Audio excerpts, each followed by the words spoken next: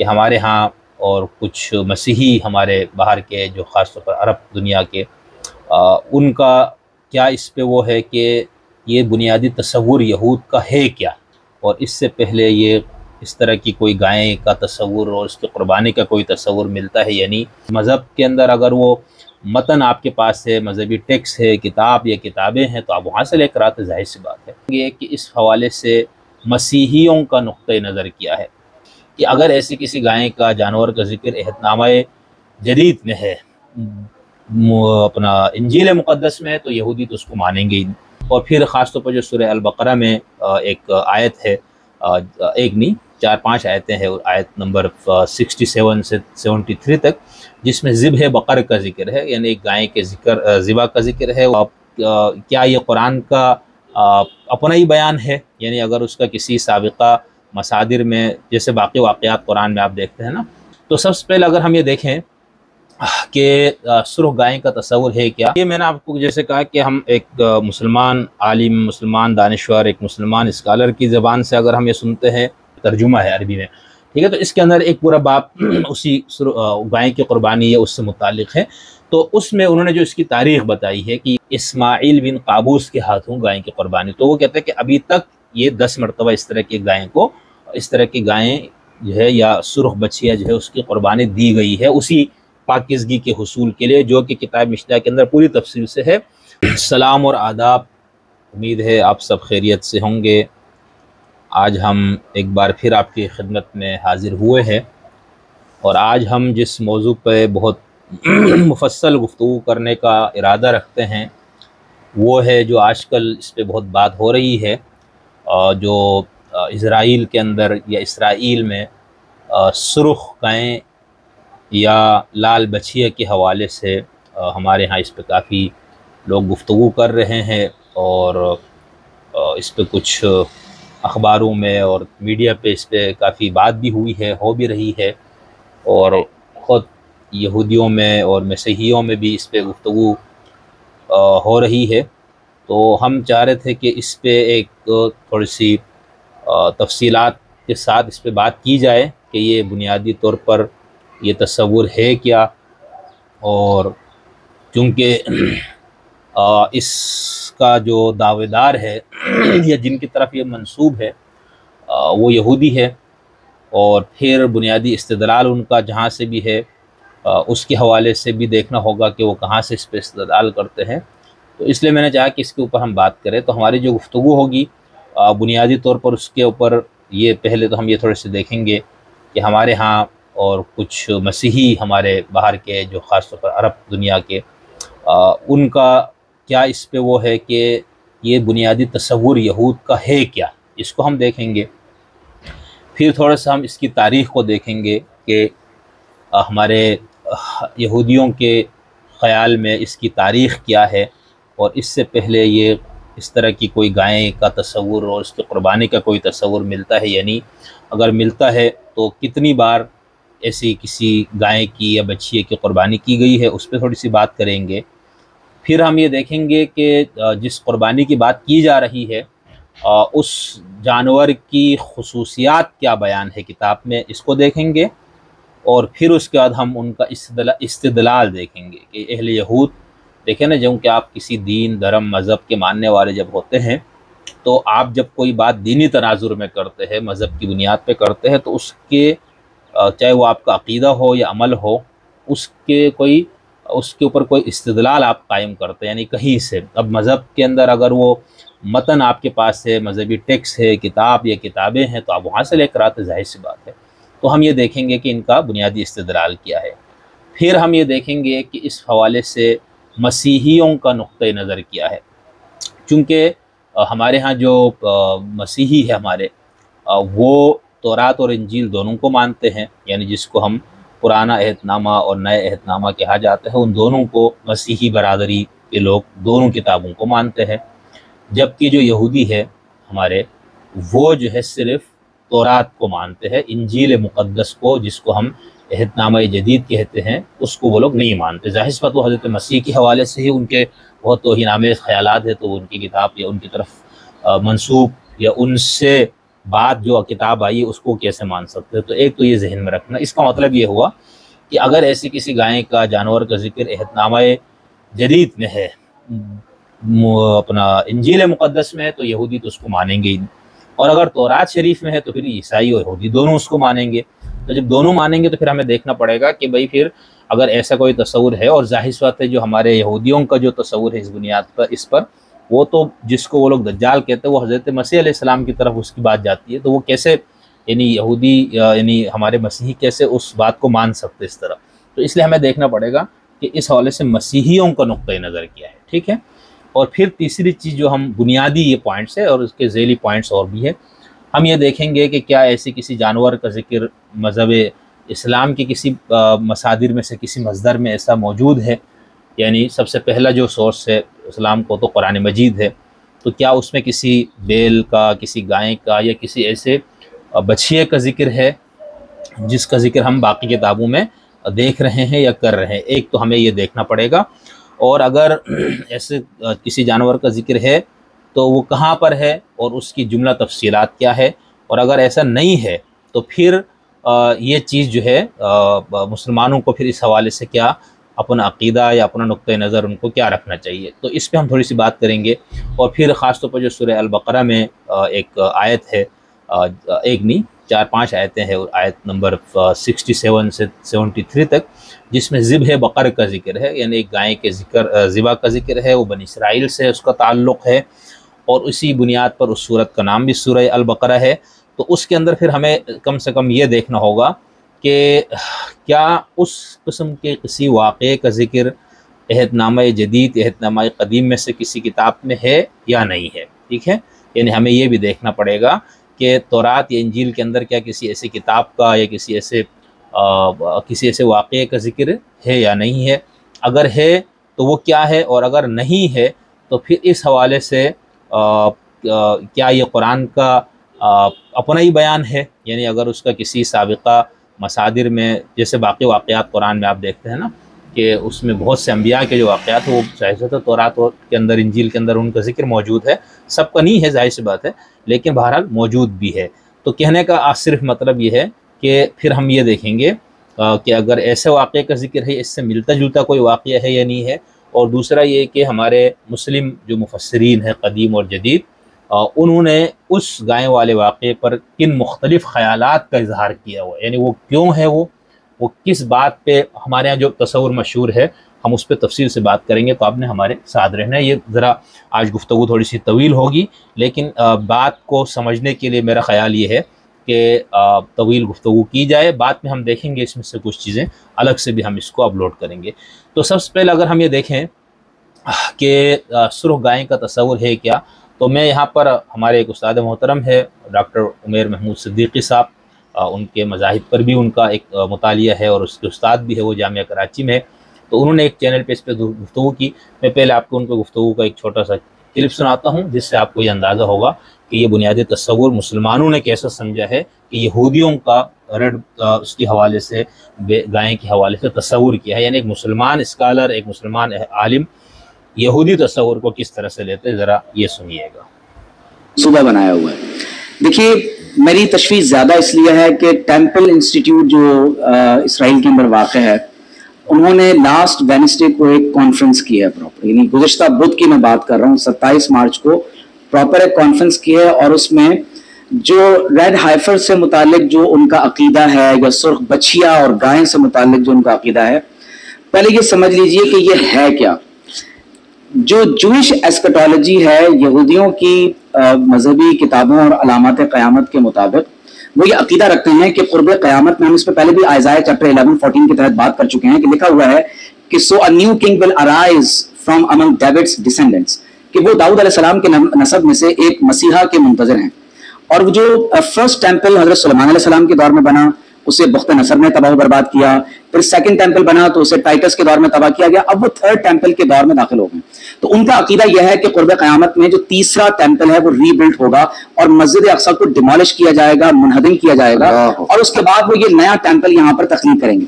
اب اگر خاص طور پر آپ اس تناظر میں یہ خبر پڑھتے ہیں کہ گزشتہ سالوں میں ٹیکسس سے وہ انہوں نے باقاعدہ وہ 5 سرخ گائیں جن کے بارے میں ان کا عقیدہ یہ ہے کہ جب تک جو جوئش ربائز ہیں اس سرخ گائے کی راکھ ان کے جسم پر نہیں ملی جائے گی وہ پاک نہیں ہوں گے. میں اس کا ذکر ابھی آگے کرتا ہوں کہ جب تک وہ پاک نہیں ہوں گے تو ہولی آف ہولیز میں، جس کو وہ یعنی ٹیمپل ماؤنٹ کہتے ہیں، جو پورا 4 دیواری کا حصہ آپ کو اس وقت بیت المقدس میں نظر آتا ہے، جس میں ڈوم آف دا راک اور سلور گنبد والی دونوں مساجد وہاں موجود ہیں، تو وہ عقیدہ رکھتے ہیں کہ جب تک ان جوئش ربائز کے وجود پاک نہیں ہوں گے وہ اس مقدس ترین مقام میں داخل نہیں ہو سکتے. تو اس سلسلے میں انہوں نے باقاعدہ ٹیکساس سے وہ 5 یعنی جو سرخ گائیں ہیں جن کو یہ ریڈ یعنی ہیفرز بھی کہتے ہیں، وہ باقاعدہ یہاں منگوائی گئیں، ان کی بریڈنگ پر خاص توجہ دی گئی، اور یہ عقیدے کے مطابق یہ جب تک وہ 2 یا 2.5 برس کی نہ ہو جائیں ان کو ذبح نہیں کیا جائے گا. اب آپ نے اشارہ کیا ہے اس بات کی طرف، تو ٹیمپل انسٹیٹیوٹ کی طرف سے یہ خبر جاری کی گئی ہے کہ ان کی کانفرنس میں بھی یہ بات متعین کی گئی کہ جو ان کی عید فصیح ہے جو 22 اپریل سے 30 اپریل تک کا دن آتا ہے، جب اللہ تعالیٰ نے یہودیوں کو فرعون کے عذاب سے نجات عطا کی اور وہ ریڈ سی کو کراس کر کے مدائن صالح کے اندر آئے،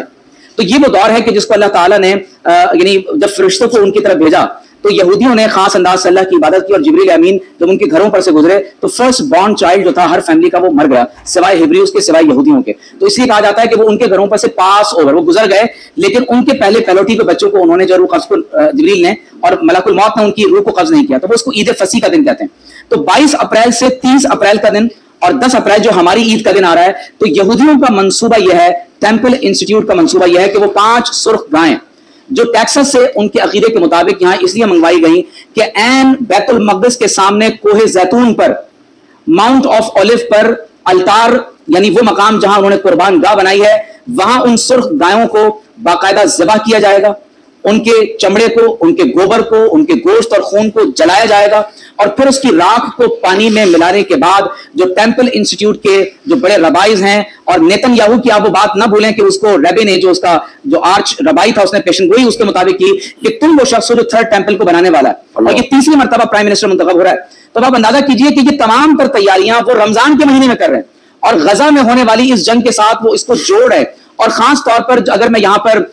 گنتی جو یعنی یہودیوں کے نزدیک ایک اہم ترین کتاب ہے، اگر آپ اولڈ ٹیسٹمنٹ کی ارلی 5 بکس کو دیکھیں تو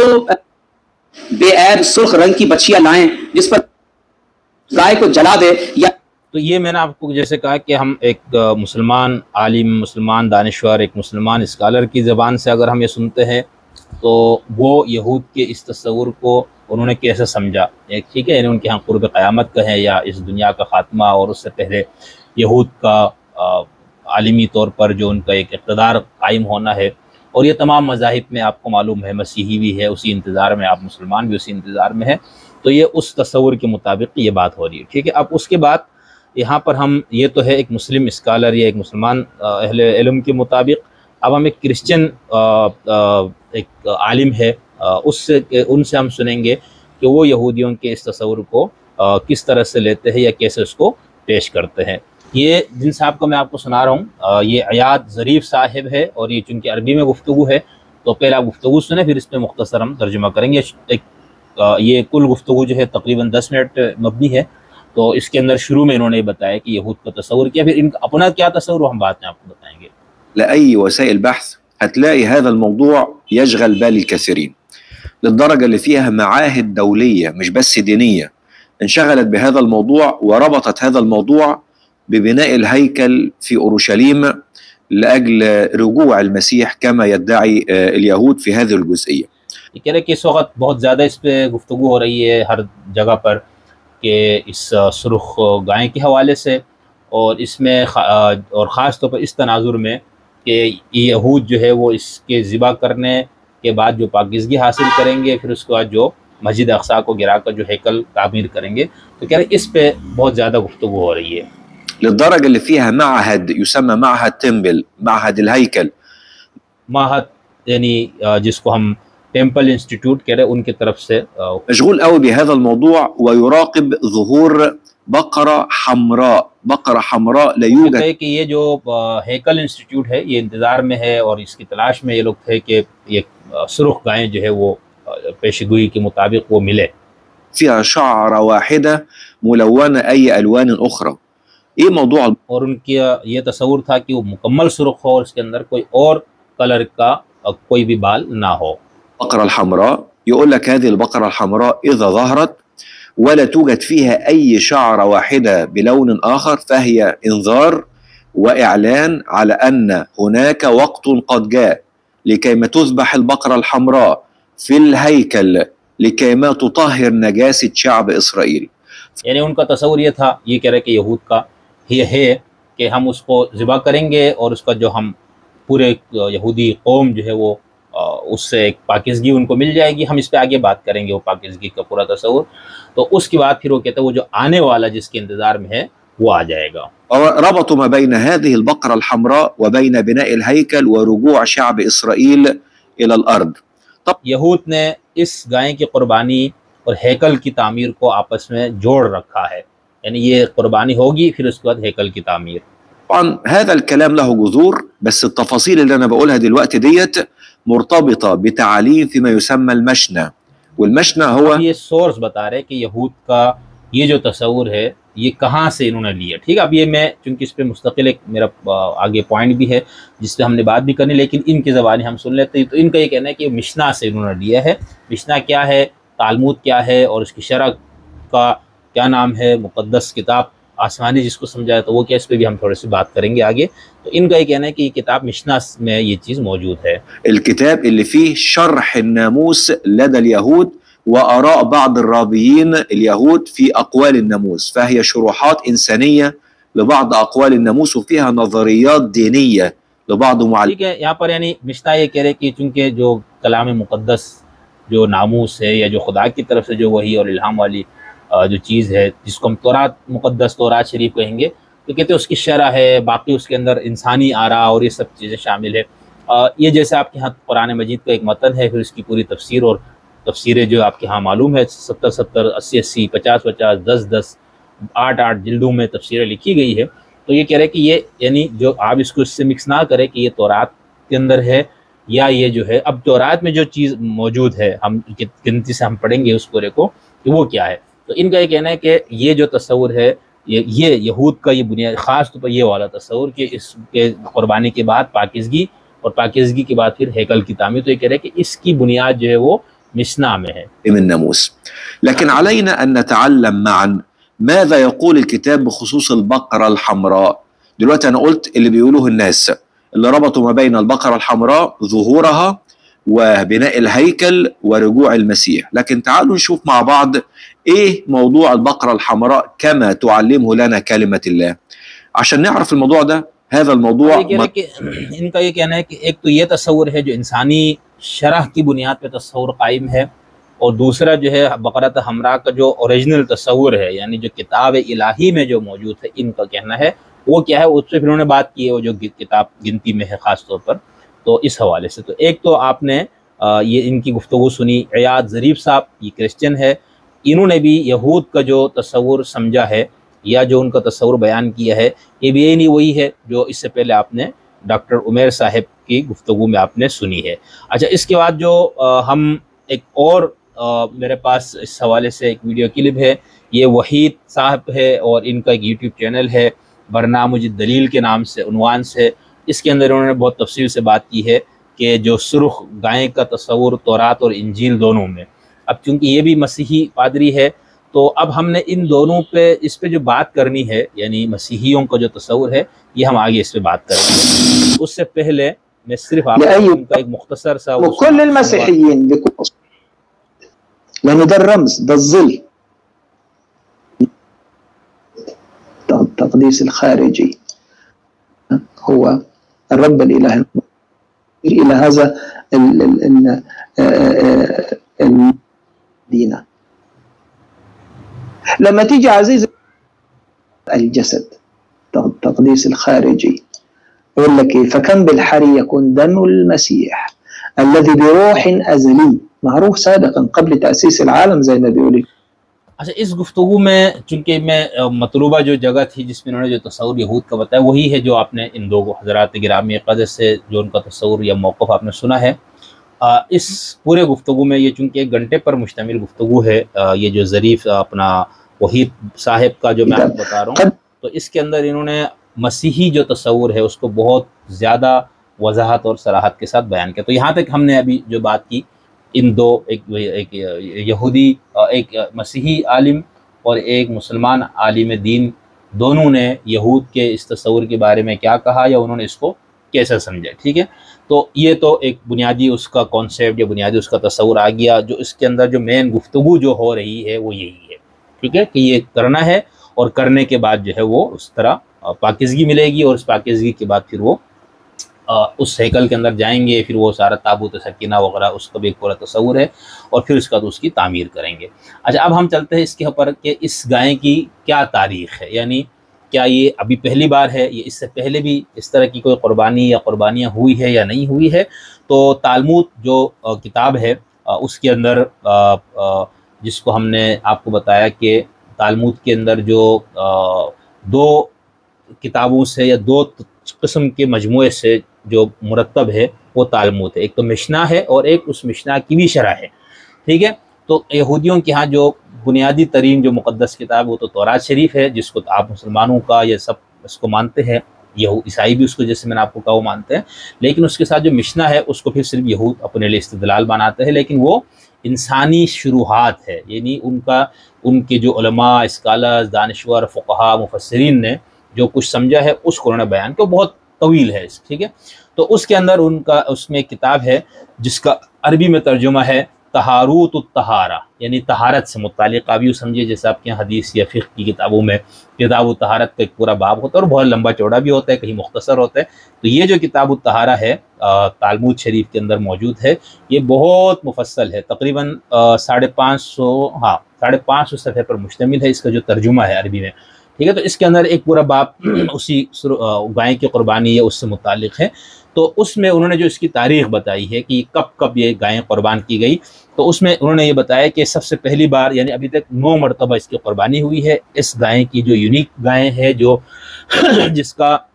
دستیاب ہونا بہت ہی مشکل ہے، ٹھیک ہے، بلکہ ہمارے مسیحی یا ان کا جو اس کو نہیں مانو گے تو بھیا تو یہ تو بہت آسان ہے، کچھ لوگ کہتے ہیں بہت ناممکن سی بات ہے، یعنی اس کے کھر اور اس کے سب کچھ سرخ ہو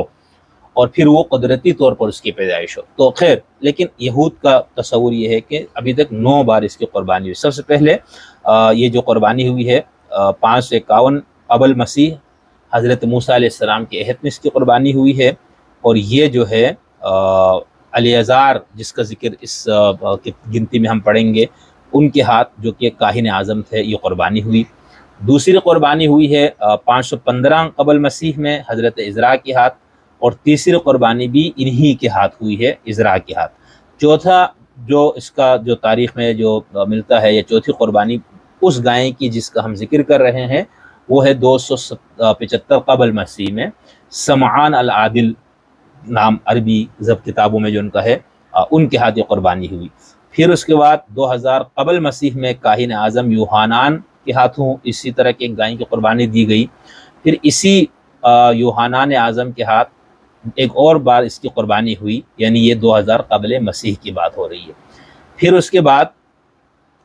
چھٹے مرتبہ یعنی انہی کے ساتھ 7ویں مرتبہ 70 قبل مسیح میں اس طرح کی گائیں کی قربانی کی گئی، جو کہ یونی بن قیافہ کے ہاتھوں ہوئی۔ اور پھر 37 قبل مسیح میں حنمل المصری کے نام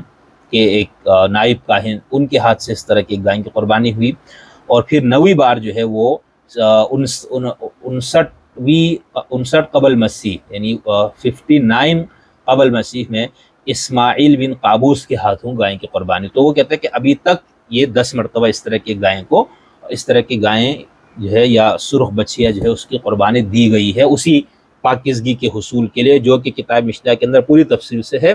اور یہ جو تورات شریف ہے وہاں سے بھی ہم پڑھیں گے کہ بنیادی طور پر اس قربانی کا مقصد کیا بیان کیا گیا ہے، ٹھیک ہے۔ پھر اس کو یہودی علم الکلام اور یہودی فقہ اور اس کے اندر جا کے اس کے اوپر ایک پورے تصور کو انہوں نے اس کے اوپر ڈیولپ کیا۔ اب جو قربانی ہونی ہے وہ 10ویں بار کی قربانی ہوگی، اور 2000 سال سے ان کا کہنا ہے کہ اس طرح کا جانور ملا نہیں، ابھی تک پیدا ہی نہیں ہوا، اس لیے اب چونکہ دستیاب ان کے بقول اس طرح کے ایک جانور مل گیا ہے، لہٰذا ہم اس کی قربانی کریں گے، یعنی 2000 سال کے مطابق۔ اور اس کے اندر تصور یہود کا یہ ہے، چونکہ اس کے اندر خاص طور پر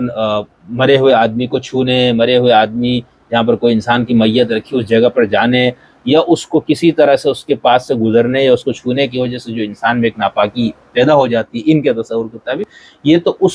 سے پاکیزگی کے لیے یہ دیا گیا تھا۔ تو اب یہودی جو علماء ہے انہوں نے یہ فتویٰ دیا، اور یہ ذہن میں رکھیے کہ یہ جو سرخ گائے کی قربانی اور اس کے ساتھ یہ پورا جو ہم بتا رہے کہ مسیحا کا آنا اور یہ پھر یہود کی پوری عالمی حکومت کا قائم ہونا اور غیر یہودیوں کا سب کا خاتمہ ہونا، یہ اس میں سے یہ جو اس وقت یہ لوگ کرنے جا رہے ہیں یہ تمام یہودیوں کا عقیدہ نہیں ہے، یعنی تمام یہودی اس میں نہیں ہے۔ یہودیوں میں بہت زیادہ فرقے ہیں، فرقوں کے بیچ اندر ذیلی فرقے ہے، بہت زیادہ گروہ بندی ہے۔ تو ایسا نہیں ہمیں کہنا چاہیے کہ تمام دنیا کی یہود کا ہی یہ تصور ہے، یہ ایک مخصوص ٹولہ ہے، ایک مخصوص گروہ ہے، ایک مخصوص فرقہ ہے، اور پھر اس فرقے کے لوگوں کا یہ سارا کچھ کیا ہوا ہے۔ تو ان کا یہ خیال ہے، اور جمہور اس کے قائل بھی ہے کہ یہودی جو ہے وہ 2000 سال سے ہم لوگ بحیثیت قوم نجاست میں ہے۔ اب اس نجاست سے دوری کے لیے ہمیں اس گائے سے راکھ سے ملایا ہوا پانی سے ہی ہمیں صفائی یا اس کی وہ ممکن ہے، اس کے بعد ہم ہیکل میں داخل ہو سکیں گے، اس سے پہلے ہیکل میں داخلہ ممکن نہیں ہے کیونکہ ہم ناپاک ہیں، یہ ان کا تصور ہے۔ اچھا، اب یہ تو ہو گیا حضرت موسیٰ علیہ السلام سے لے کر جو انہوں نے بتایا کہ 2000 سال پہلے، ابھی آج سے 2000 سال پہلے تک یہ قربانیاں 9 مرتبہ ہوئی۔ اس کا جب اسرائیل میں یہودیوں نے اپنی ریاست قائم کی، وہ طاقت میں آ گئے سب کچھ، تو اس کے بعد کیا دوبارہ انہوں نے کوئی اس طرح اس کی کسی گائے کی تلاش یا اس کے لیے کوئی سرگرمی دکھائی؟ تو اس کے حوالے سے یہ ملتا ہے کہ 1996 میں ایک دعویٰ کیا گیا کہ بھئی اس طرح کا ایک بچیا ہمیں مل گیا ہے اور اس کی ہم قربانی دیں گے، اس کے بعد ہم پاک ہو جائیں گے، پھر ہم ہیکل کی تعمیر کریں گے۔ لیکن پھر بعد میں جب فقہاء نے باریک بینی سے اس کا جائزہ لیا تو ان کو یہ لگا کہ نہیں، اس میں کچھ بال سفید بھی ہے، لہٰذا اس کی قربانی نہیں ہو سکتی۔ پھر 2002 میں دوبارہ اعلان کیا گیا، وہی ٹیمپل انسٹیٹیوٹ کا جو ہم نے ذکر کیا ہے ان کی طرف سے،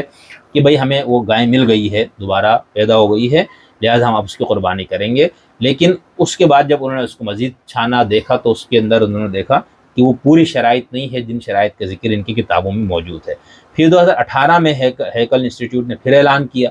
کہ بھئی ہمیں وہ جانور دوبارہ دستیاب ہوا ہے، لیکن کچھ عرصے کا بالکل خاموشی ہو گئی، اس کے اوپر کوئی خبر نہیں آئی۔ پھر ستمبر اور اکتوبر 2022 میں یہ پتہ لگا کہ بھئی امریکی ریاست ٹیکساس میں 5 گائیں ہمیں اس طرح کی ملی ہے، جو اس بچیا جس کے اندر یہ شرائط موجود ہے جو کتاب میں ہے، اور پھر اس کے بعد پہ اسرائیل منتقل کیا گیا۔ اس جانور کے منتقلی کے لیے وہاں کی جو قانون تھا اس کے اندر ایک نرمی پیدا کی گئی، پھر یہ سب کچھ کیا گیا۔ لیکن اس کے حوالے سے بھی ابھی اختلاف ہوا ہے کچھ کا، اور ہوگا لازمی، کہ کیا بھئی اس گائے کے جو موجودہ ہے کہ اس میں بھی وہ تمام شرائط موجود ہیں جو ہم لوگ یہودی لوگ اپنی کتابوں سے لے کر آتے ہیں، کیونکہ اس کے اندر ایک بنیادی شرط یہ بھی ہے کہ وہ قدرتی طور پر اس کی پیدائش ہوئی ہو، یعنی جینیاتی انجینئرنگ کے ذریعے نہ ہو، جس طرح مختلف پودوں کو، جانوروں وغیرہ کو پیدا کیا جاتا ہے۔ تو اگر اس طرح سے ہے، اگر یہ جو اس وقت دستیاب ہے وہ اس طرح سے اگر ان کو وجود میں لایا گیا تو پھر اس کی قربانی نہیں ہوگی، کیونکہ یہود کی جو شریعت ہے بہت سخت ہے، یعنی اس قدر سخت ہے، اس قدر اس کے اندر تفصیلات اور اس قدر اس کے اندر جو ہے اس کی جزیات ہے کہ آپ لوگ اپنا جو آپ کے پاس فقہ کا پورا ذخیرہ ہے اس کو آپ بھول جائیں، ٹھیک ہے؟ یعنی مسلمانوں کو میں کہہ رہا ہوں، خاص طور پہ جو آپ کے یہاں فقہاء ہیں، جو حنفی ہو، شافعی ہو، مالکی ہو، اہل تشیع کے جو مراجع کی فتاوی آپ دیکھو، اس میں کتاب الطہارت کو ہی آپ پڑھ لیں تو آپ پڑھتے ہی جائیں، ٹھیک ہے؟ تو بہت طویل اس پہ پوری کتابیں ہیں، صرف وضو پہ، طہارت پہ، ناپاکیوں پہ۔ تو یہود کے اندر بھی نہ صرف اتنی باریکیاں ہیں بلکہ بہت زیادہ ان باریکیوں پہ عمل کرنے میں بہت زیادہ سختی بھی بڑھتی جاتی ہے۔ اب ہم یہ چلتے ہیں کہ یہ تو ہو گیا بنیادی تصور، ٹھیک ہے؟ اور اس تصور کی بنیاد جو ہے وہ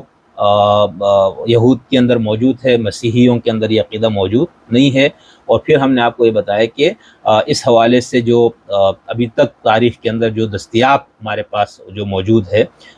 وہ کیا ہے، یعنی اس کی قربانی کی تاریخ۔ استدلال پہ اگر ہم چلتے ہیں تو پہلا جو اس کے اوپر جو ایک لال اور اس نوع کی گائے کی قربانی کا جو ایک پورا تصور ہے وہ ہے تورات کے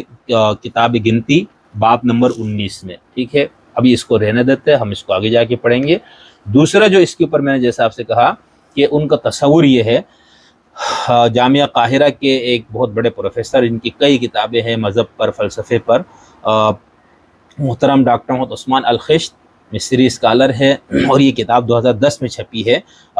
ان کی کتاب کا نام ہے تطور الادیان۔ تو اس کے اندر جو 3 مذاہب کا خاص طور پر اور پھر یہودیوں کا تصور ذکر ہے، تو اس میں وہ کہتے ہیں کہ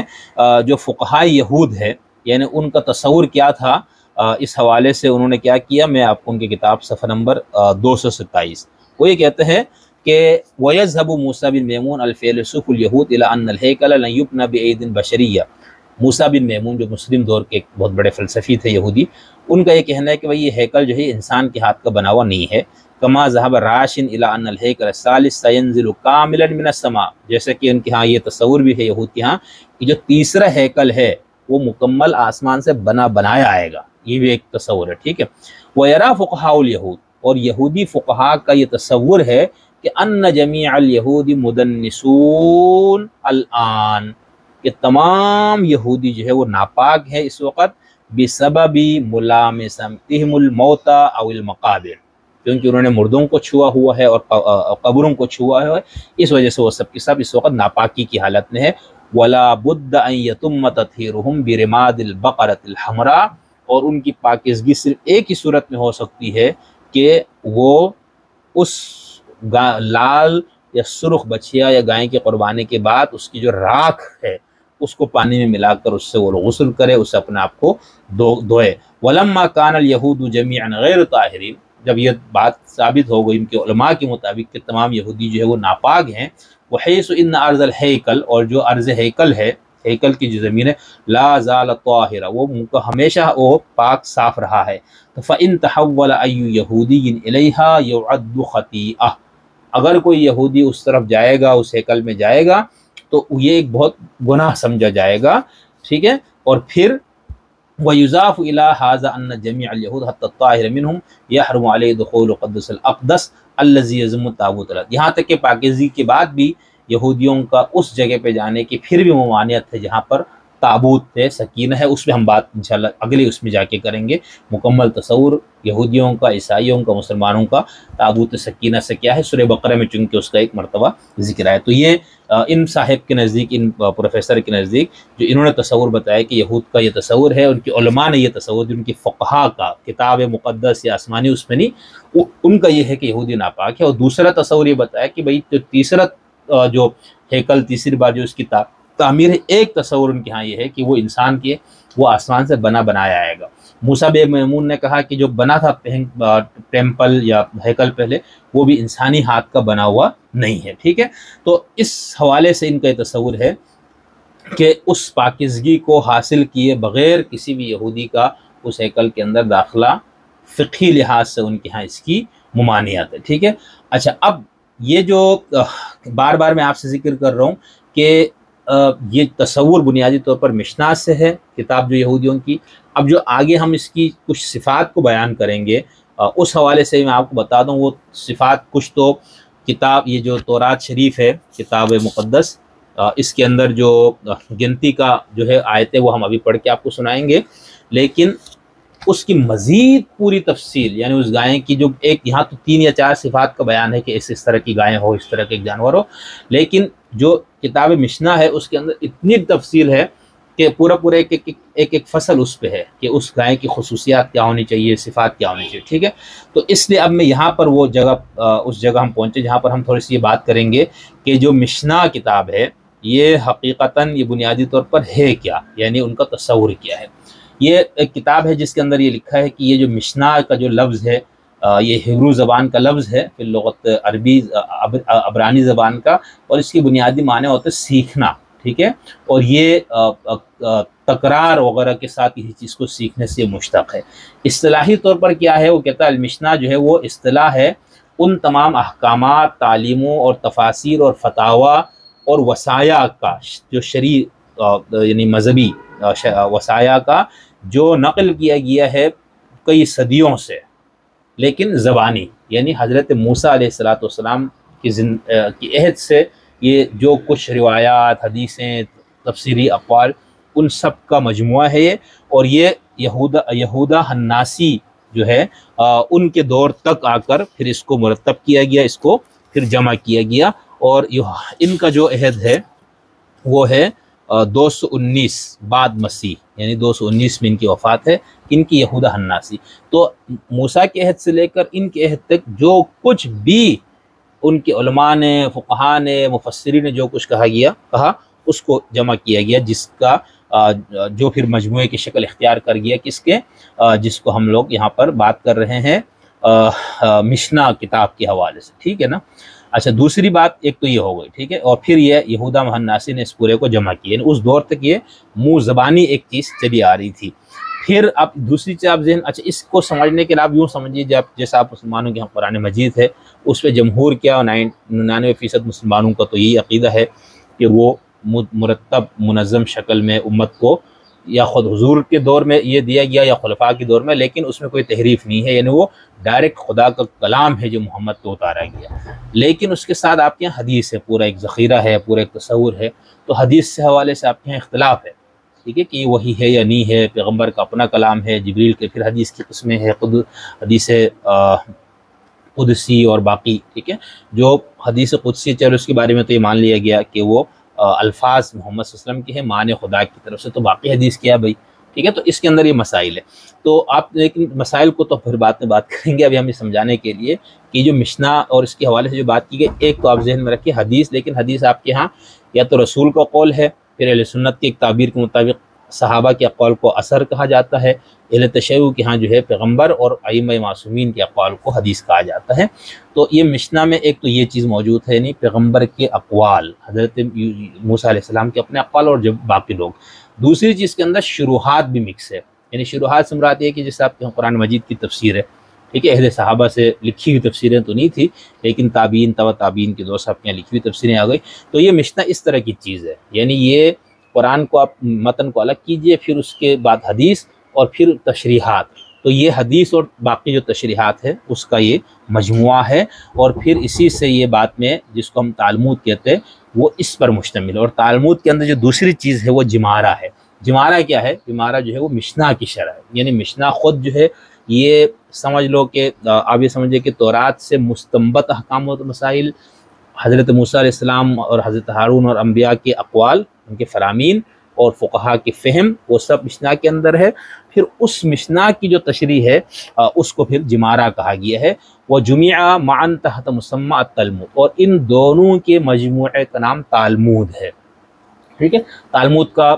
ظاہر سی بات ہے عبرانی زبان میں تو ہے ہی، انگلش میں بھی اس کا ترجمہ ہے، اور عربی میں بھی یہ بہت اچھی بات ہے کہ عربوں نے کام کیا، ان کے ہاں بھی اس کا ترجمہ ہے۔ اردو میں بہرحال ایک حصے میں اس کا ایک ترجمہ آیا تھا، لیکن وہ بہت مختصر بھی ہے، وہ مکمل تالمود تو نہیں ہے نا، وہ ہو سکتا ہے۔ تو یہ جو عربی میں بھی ہے یہ تقریباً 6 سے 7 جلدوں میں ہے، ٹھیک ہے، اور ہر جلد جو میں نے آپ سے کہا تھا 500 سے زائد صفحات پر مشتمل ہے۔ تو یہ ہے مشنا، اس کا ذہن میں رکھنا کتاب کی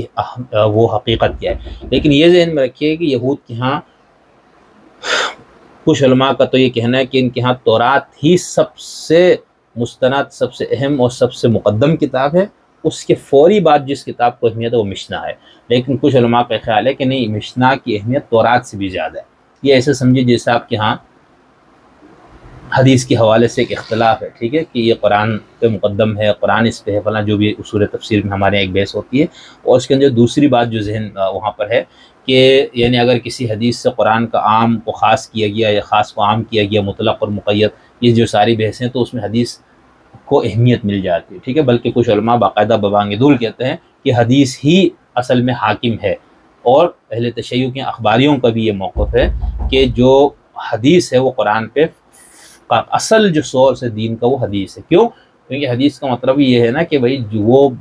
قول، وہ فعل، وہ تقریر جو پیغمبر یا معصوم سے منقول ہو، تو اس کا مطلب ہے کہ اگر وہ ثابت ہو جائے کہ یہ پیغمبر کا یا کسی معصوم کا قول ہے، تو بھائی آپ ان سے بہتر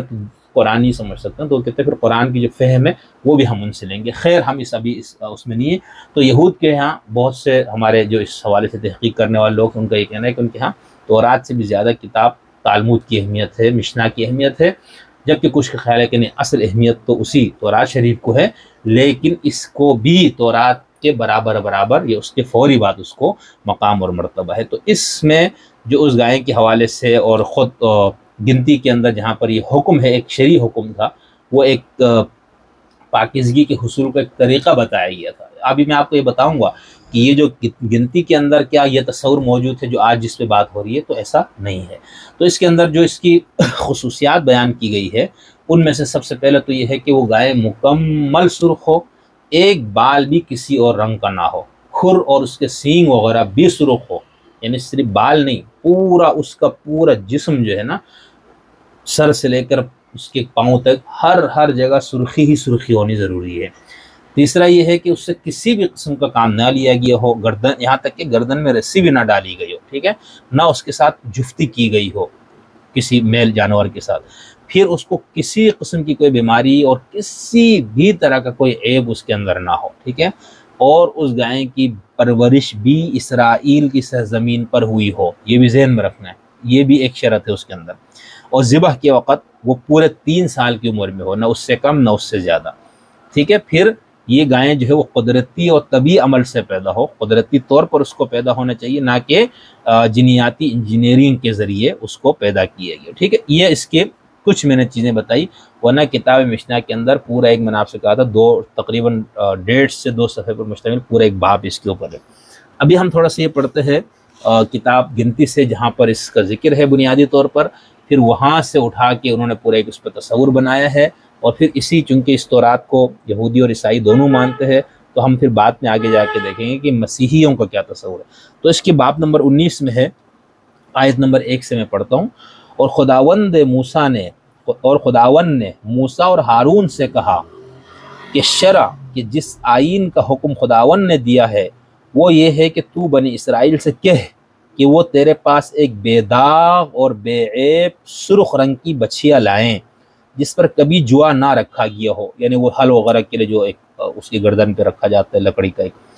پھر اور تم اسے لے کر الیعزر کاہن، یہ بار بار ذکر آئے گا الیعزر کاہن کا، الیعزر کاہن کو دنیا دینا کہ وہ اسے لشکرگاہ کے باہر لے جائے، اور کوئی اسے اسی کے سامنے ذبح کر دے، یعنی کاہن کے سامنے، اور الیعزر کاہن اپنی انگلی سے اس کا کچھ خون لے کر اسے خیمہ اجتماع کی آگے کی طرف 7 بار چھڑکے، خیمہ اجتماع وہی ہیکل جہاں پر عبادت ہوتی ہے، پھر کوئی اس کی آنکھوں کے سامنے اس گائے کو جلا دے، یعنی اس کا چمڑا اور گوشت اور خون اور گوبر ان سب کو وہ جلائے، ٹھیک ہے۔ پھر کاہن دیوار کی لکڑی اور زوفا ایک جڑی بوٹی اور سرخ کپڑا لے کر اس آگ میں جس میں گائیں جلتی ہو ڈال دے، تب کاہن اپنے کپڑے دھوئے اور پانی سے غسل کرے، اس کے بعد وہ لشکرگاہ کے اندر آئے، پھر بھی کاہن شام تک ناپاک رہے گا، یعنی اس کے بعد بھی کاہن شام تک ناپاک رہے گا، اور جو اس گائے کو جلائے وہ بھی اپنے کپڑے پانی سے دھوئے اور پانی سے غسل کرے، اور وہ بھی شام تک ناپاک رہے گا، اور کوئی پاک شخص اس گائے کی راکھ کو بٹورے اور اسے لشکرگاہ کے باہر کسی پاک جگہ میں دھر دے۔ یہ بنی اسرائیل کی جماعت کے لیے ناپاکی دور کرنے کے لیے، ذہن میں رکھیے گا، یہ شریعت، یہ فقہی قانون ہے، وہ کس کے لیے دیا گیا ہے کہ یہ ناپاکی دور کرنے کے لیے، کرنے کے پانی کے لیے رکھی رہے، کیونکہ یہ خطا کی قربانی، یہ بھی ذہن میں رکھنا ہے آپ نے کہ جو خطا کی قربانی ہے اس کا مسیحی پھر اس کو کیسے مسیح علیہ السلام سے جوڑتے ہیں، اور جو اس گائے کی راکھ کو بٹورے وہ بھی اپنے کپڑے دھوئے اور وہ بھی شام تک ناپاک رہے گا، اور یہ بنی اسرائیل کے اور ان پردیسیوں کے لیے جو ان میں بود و باش کرتے ہیں ایک دائمی آئین ہوگا۔ اب دائمی آئین ہے یہ، ٹھیک ہے، پاکیزگی کے حصول کا،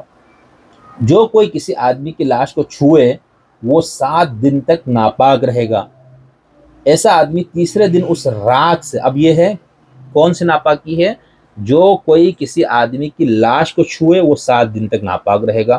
ایسا آدمی تیسرے دن اس راکھ سے اپنے کو صاف کرے تو 7ویں دن پاک ٹھہرے گا، اگر وہ تیسرے دن اپنے کو صاف نہ کرے تو 7ویں دن پاک نہیں ٹھہرے گا۔ جو کوئی آدمی کی لاش کو چھو کر اپنے کو صاف نہ کرے وہ خداوند کے مسکن کو ناپاک کرتا ہے، وہ شخص اسرائیل میں سے کاٹ ڈالا جائے گا، کیونکہ ناپاکی دور کرنے کا پانی اس پر چھڑکا نہیں گیا، اس لیے وہ ناپاک ہے، اس کی ناپاکی اب تک اس پر ہے۔ اگر کوئی آدمی کسی ڈیرے میں مر جائے تو اس کے بارے میں شرع یہ ہے کہ جتنے اس ڈیرے میں آئے، ایک ڈیرے میں ایک کمرے میں اگر کسی کا انتقال ہوا تو جتنے لوگ اس ڈیرے میں آئیں گے، ڈیرے میں آئیں اور جتنے اس ڈیرے میں رہتے ہوں وہ 7 دن تک ناپاک رہیں گے، اور ہر ایک کھلا برتن جس کا ڈھکنا اس پر بندہ نہ ہو ناپاک ٹھہرے گا، اور جو کوئی میدان میں تلوار کے مقتول کو یا مردہ کو یا آدمی کے ہڈی کو یا کسی قبر کو چھوئے وہ 7 دن تک ناپاک رہے گا، اور ناپاک آدمی کے لیے اس جلی ہوئی خطا کی قربانی کے راکھ کو کسی برتن میں لے کر اس پر بہتا پانی ڈالے۔ یہ بار بار ذہن میں رکھیے گا کہ یہ قانون ہے کیا، ٹھیک ہے، اس پہ ڈال دے گا۔ اور ناپاک آدمی کے لیے اس میں جلی ہوئی پھر کوئی آدمی، آیت نمبر 18، پھر کوئی آدمی اپنی زوفہ لے کر اور اسے پانی میں ڈبو کر اس ڈیرے پر اور جتنے برتن اور آدمی وہاں ہوں ان پر، اور جس شخص نے ہڈی کو یا مقتول کو یا مردے کو یا قبر کو چھوا ہے اس پر چھڑکے، وہ پاک آدمی تیسرے دن اور 7ویں دن اس ناپاک آدمی پر، وہ پاک آدمی تیسرے اور 7ویں دن اس ناپاک آدمی پر اس پانی کو چھڑکے اور 7ویں دن اسے صاف کرے، پھر وہ اپنے کپڑے دھوئے اور پانی سے نہائے تو وہ شام کو پاک ہوگا۔ لیکن جو کوئی ناپاک ہو اور اپنی صفائی نہ کرے وہ شخص جماعت میں سے کاٹ ڈالا جائے گا، کیونکہ اس نے خداون کے مقدس کو ناپاک کیا۔ ناپاکی دور کرنے کا پانی اس پر چھڑکا نہیں گیا، اس لیے وہ ناپاک ہے، اور یہ ان کے لیے ایک دائمی آئین ہو۔ جو ناپاکی دور کرنے کے لیے پانی کو لے کر چھڑکے وہ اپنے کپڑے دھوئے، اور جو کوئی ناپاکی دور کرنے کے پانی کو چھوئے وہ بھی شام تک ناپاک رہے گا، اور جس کسی چیز کو وہ ناپاک آدمی چھوئے وہ چیز ناپاک ٹھہرے گی، اور جو کوئی اس چیز کو چھو لے وہ بھی شام تک ناپاک۔ تو یہ پورا میں نے باب نمبر 19 پڑھ کے سنایا۔ اصلاً یہ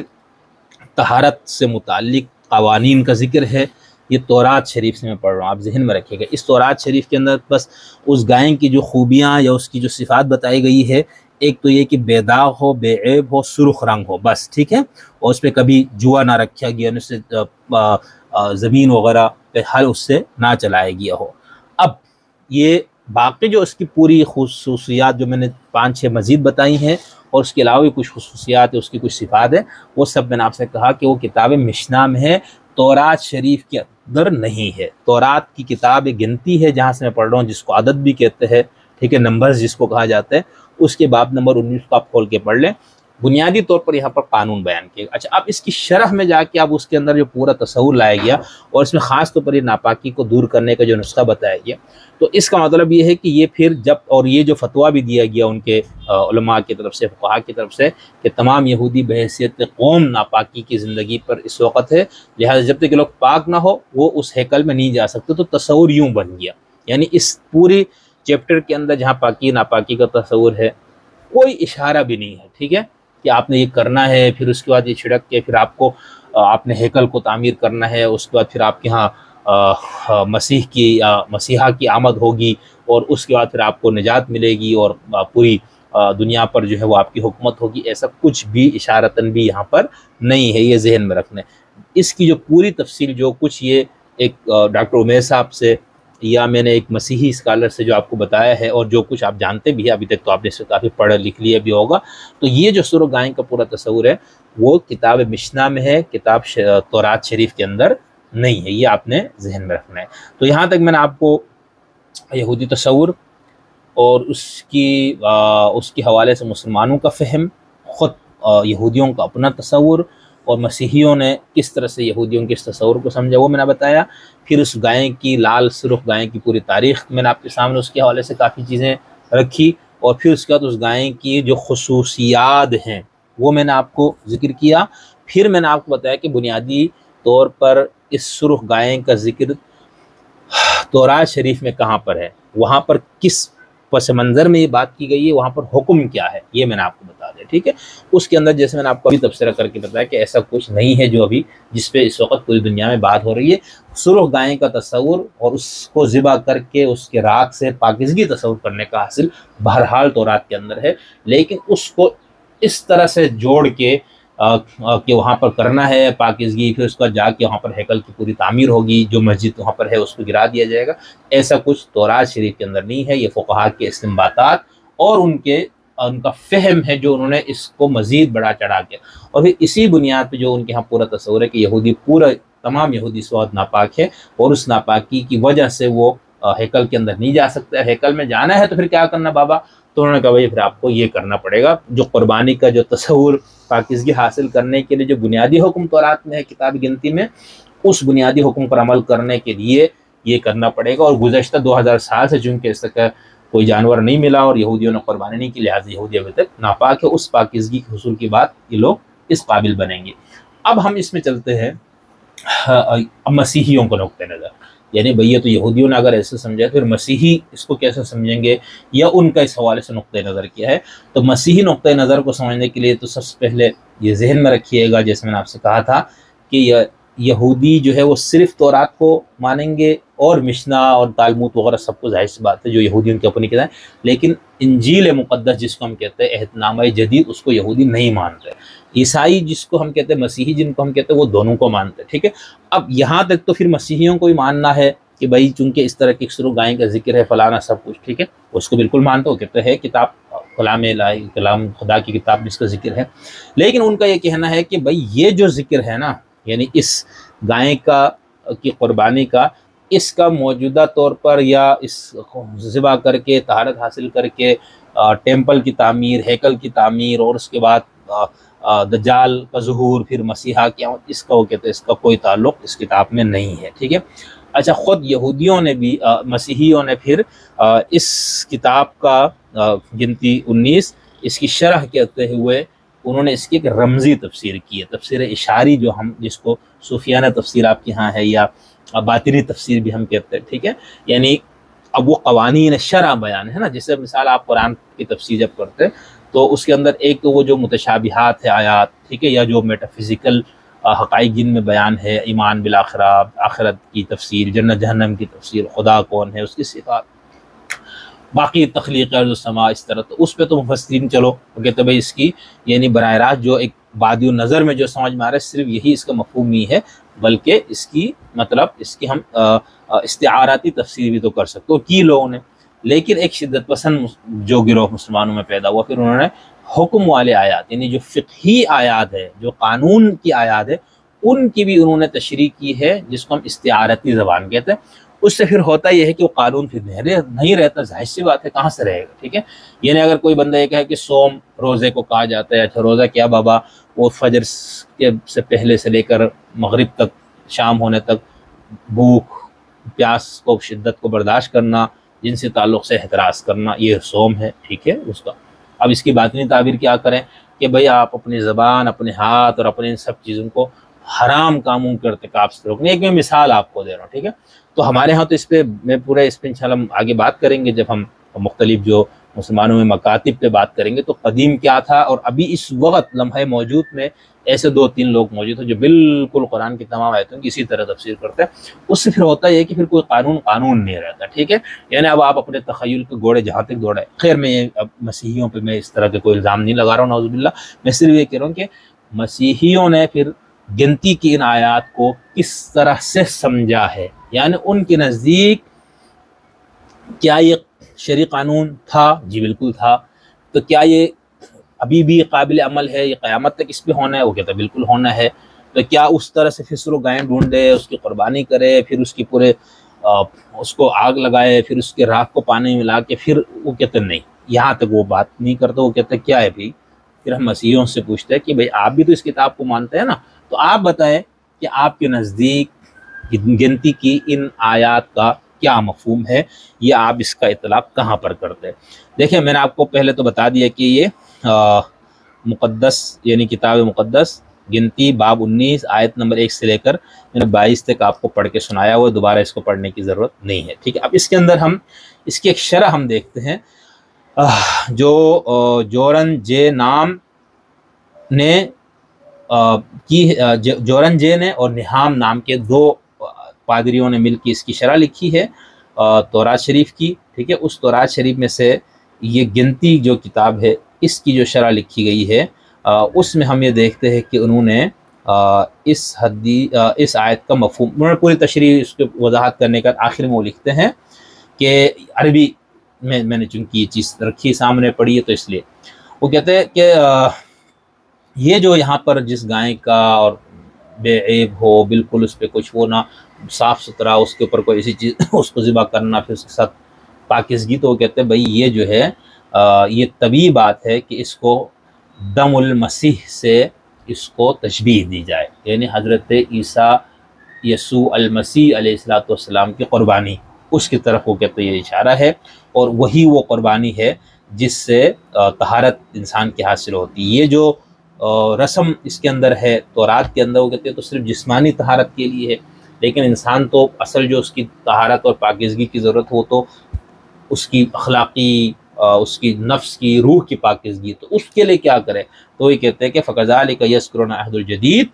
अहद जदीद हमें ये बताता है कि बिअन्ना दमा यसू अल-मसीह इब्नहु युतहिरुना मिन कुल्ली खतीअतिन, के हज़रत यसू अल-मसीह का जो खून है वो हमें हर तरह के उससे बरी करेगा, उन तमाम खताया से हमें पाक करेगा। ठीक है, ये तो बहुत यानी ऐसा समझ में नहीं आ रहा या क्लियर नहीं कि भाई क्या इन्होंने वाकई ये कहा है, यानी इससे तो ये समझ में आ रहा है, कह रहे भाई ये तो जिस्मानी पाकीज़गी का कानून था ना, रूहानी पाकीज़गी तो कहते रूहानी पाकीज़गी के लिए फिर दम मसीह से।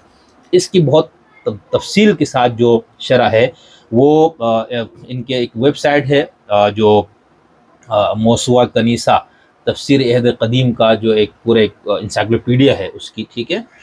और ये मिस्र में इनका मरकज़ है, ज़ाहिर से क्योंकि अरबी में इनका है सारा काम। तो इसके अंदर वो लिखते हैं कि अल-बक़रतुल हमरा उमर का रमज़िन लिल मसीह, ये जो सुर्ख़ गायें है ये मसीह अलैहिस्सलातु वस्सलाम को बयान कर रहा है, यानी उनके लिए बतौर एक रमज़ है। रमज़ का मतलब कि यहाँ पर बात तो ये कि गायें हो, साफ़ सुथरी हो, लाइब फ़ी हो, कोई उसमें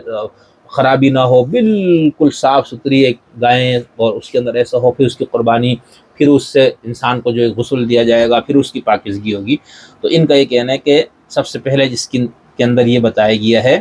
कि ला तूजदु खतीयतुन ला तहताजु तकद, यानी ये बताया गया वो गायें बिल्कुल सुर्ख होना चाहिए, उसके अंदर कोई और कलर ना हो। तो वो कहते हैं कि ये मसीह अलैहिस्सलातु वस्सलाम इस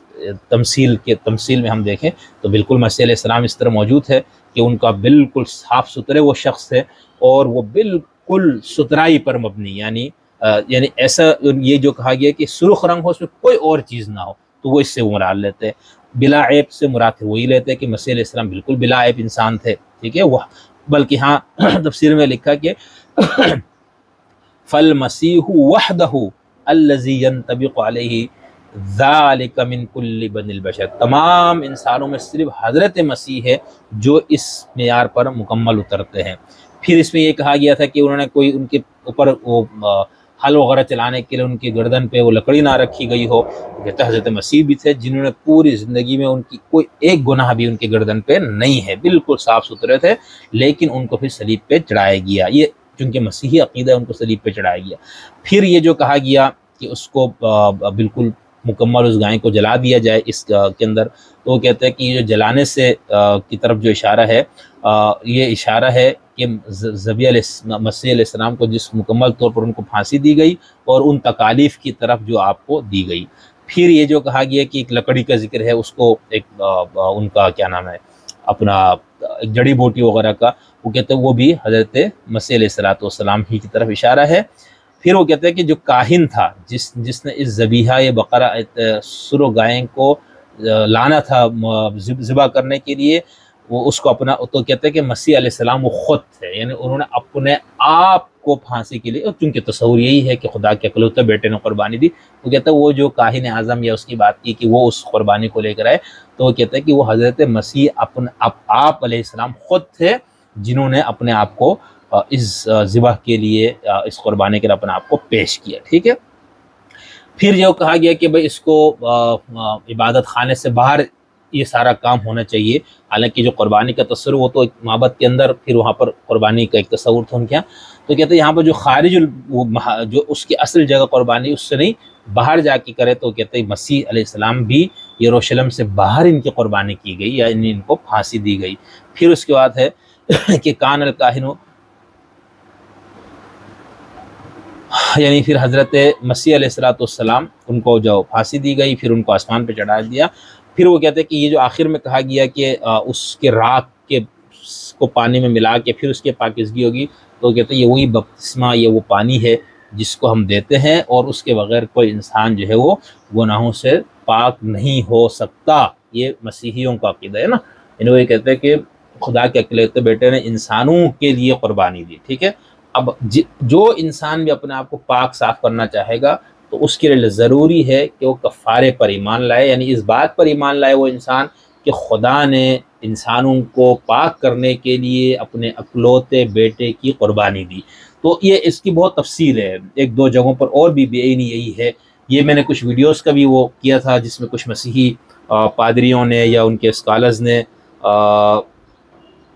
اس قربانی کی یہ تفسیر کی ہے، تفسیر رمزی جو میں کہہ رہا ہوں، لیکن مجھے امید ہے کہ جو بات ہم آپ تک پہنچانا چاہ رہے تھے وہ پہنچ گئی۔ اچھا، اس کے لیے انہوں نے کیا کیا ہے مسیحیوں نے، ایک تو تورات شریف کی یہ کتاب گنتی کا یہ پورا چیپٹر، پھر عہد نامہ جدید کی بہت ساری کتابوں سے بہت ساری آیات کو انہوں نے جمع کی ہے، ٹھیک ہے۔ اس پوری آیات کو جمع کر کے انہوں نے یہ بتانے کی کوشش، وہ ہم بات کرتے ہیں نا کہ قرآن کی تفسیر قرآن سے کرنا، ٹھیک ہے، تو انہوں نے یہ کیا، یعنی بائبل کی تفسیر بائبل سے، عہد نامہ جدید اور قدیم دونوں۔ اس کو اگر آپ ڈیٹیل سے دیکھنا چاہیں تو یہ یوٹیوب پر 1 گھنٹے پر مشتمل ایک گفتگو ہے وحید صاحب کی جو میں نے آپ کو بتایا، اور ان کے چینل کا نام ہے برنامج الدلیل، ٹھیک ہے، عربی میں ہے۔ تو اس کے اندر انہوں نے بہت تفصیل سے بتایا ہے بھائی کہ ہم یہ بات جو مسیح کو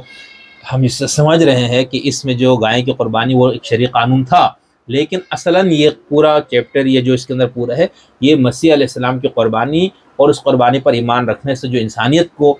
پاکیزگی حاصل ہونی ہے، نجاست سے، روحانی اخلاقی گناہوں سے جو پاکی حاصل ہے، وہ اسی مسیح کی قربانی پر ایمان رکھ، تو اس کو ثابت کرنے کے لیے انہوں نے پھر عہد نامہ جدید کی بہت ساری کتابوں سے بہت ساری آیات کو بھی انہوں نے پیش کیا ہے۔ تو یہاں تک میں نے اختصار کے ساتھ، اچھا ایک اور چیز جو میں آپ کو، یہ تو میں نے آپ کو تفسیر ایک جو لکھی ہوئی ہے اس سے بتایا، دوسری ایک چیز جو ہے وہ آگے دوبارہ اس کو میں ذکر کروں گا، لیکن یہاں پر ضمن میں آپ کو بتا دوں کہ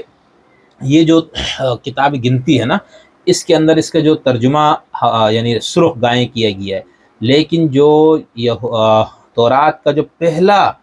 ترجمہ ہوا ہے عربی زبان میں، سب سے پہلا ترجمہ، اور یہ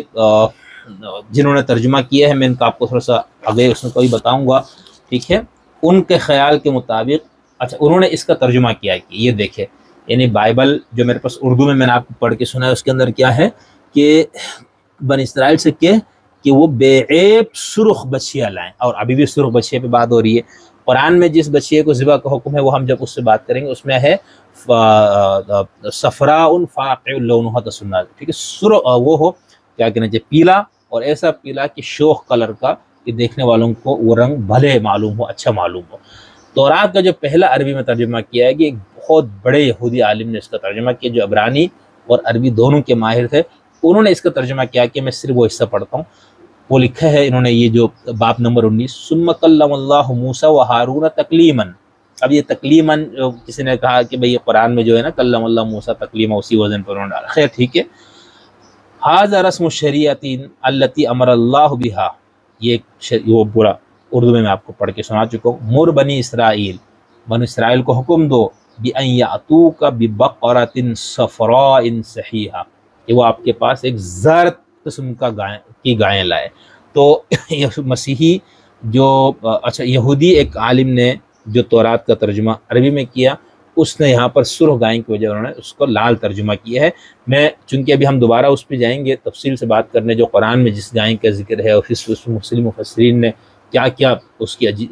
مختلف تعبیرات و تشریحات کی ہے، یہاں تک میں نے صرف یہ بتانے کے لیے کہ سرخ گائیں کا بنیادی تصور کیا ہے وہ آپ کو بتایا، اور پھر اس کے ساتھ میں نے یہ آپ کو بتانے کی کوشش کی کہ یہودیوں میں اس کا تصور کیا ہے، بنیادی طور پر تاریخ کیا رہی ہے، ریاست اسرائیل کے قیام کے بعد کیا کوششیں ہوئی ہے، اور پھر یہ کہ اس کا بنیادی استدلال ہے کہاں سے، یہ آپ کو بتایا۔ تصور کیا ہے وہ میں نے شروع میں بتایا، اس کے لیے میں ڈاکٹر عمیر صاحب کو اور ایک مسیحی اسکالر کو میں نے بیان کیا، بتایا کہ ان کا یہ تصور ہے، لیکن اس میں نے آپ کو بتایا کہ وہ تصور تورات میں جہاں پر یہ سرخ گائیں کا ذکر ہے اس کا ذکر نہیں ہے، وہ مشنا میں ہے، مشنا جو کہ تشریح ہے، فقہا کی تفسیرات ہے اور فہم ہے انسانی، اس کے اندر پھر یہ چیز آئی ہے، لیکن یہ تصور بہرحال موجود ہے کہ یہودی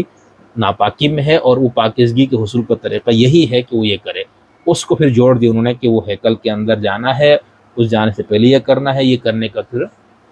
جو ہے وہ گائیں کی قربانی اس سے چھڑکاؤ کر کے پھر ہم ہیکل تعمیر کریں گے۔ اب ہم چلتے ہیں قرآن مجید میں جو سورہ البقرہ میں ہے، گائیں ذبح کرنے کا حکم جو دیا گیا وہ کیا ہے، پس منظر کیا ہے، کیوں دیا گیا تھا، کیا وہی واقعہ تورات میں، انجیل میں، کتابوں میں کہیں ذکر ہے؟ اس میں ہم تفصیل سے بات کریں گے۔ تو ملتے ہیں ابھی آپ سے تھوڑی دیر